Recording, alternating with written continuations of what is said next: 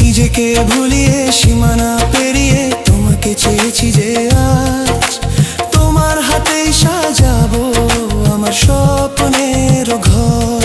আমি তোমার প্রেমে পড়ে দুনিয়া ভুলে গেছি।